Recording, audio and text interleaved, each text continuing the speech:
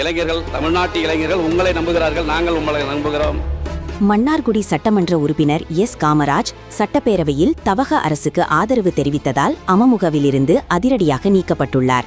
தமிழ்நாட்டின் 17வது சட்டப்பேரவையின் தலைவராக 1000 விளக்கு தொகுதி எம்எல்ஏ ஜேசிடி பிரபாகர் போட்டியின்றி இன்று தேர்வு செய்யப்பட்டார். இதனடியத்து அவருக்கு வாழ்த்து தெரிவித்து அனைத்து கட்சியைச் சேர்ந்த எம்எல்ஏக்கள் உரையாற்றினர். அப்போது மன்னார்குடி எம்எல்ஏ காமராஜ் பேசுகையில், முதல்வராக பொறுப்பேற்றவுடன் நீங்கள் கையெழுத்திட்ட 3 அறிவிப்புகளும் தமிழ்நாட்டுக்கு உதவும் திட்டங்கள். நீங்கள் நல்லாட்சி தர வேண்டும், 5 ஆண்டுகால சிறந்த ஆட்சியை வழங்க வேண்டும், 50 ஆண்டுகால ஆட்சிக்கு முன்னுதாரணமாக இருக்க வேண்டும். தமிழ்நாட்டின் இளைஞர்களும் நாங்களும் உங்களை நம்புகிறோம்.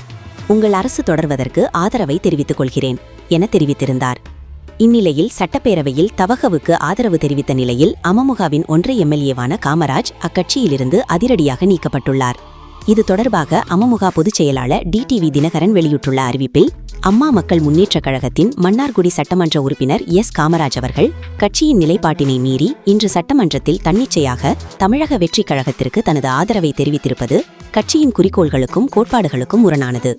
எஸ் காமராஜ் அவர்களின் இன்றைய செயல்பாடு அவரின் வெற்றிக்காக பாடுபட்ட அம்மா மக்கள் முன்னேற்றக் கழகம் மற்றும் கூட்டணி கட்சிகளின் தொண்டர்கள் மற்றும் நிர்வாகிகளுக்கும் அவர் மீது நம்பிக்கை வைத்து வாக்களித்த மன்னார்குடி சட்டமன்ற தொகுதி வாக்காள பெருமக்களுக்கும் இழைத்திருக்கும் மிகப்பெரிய துரோகமாகும்.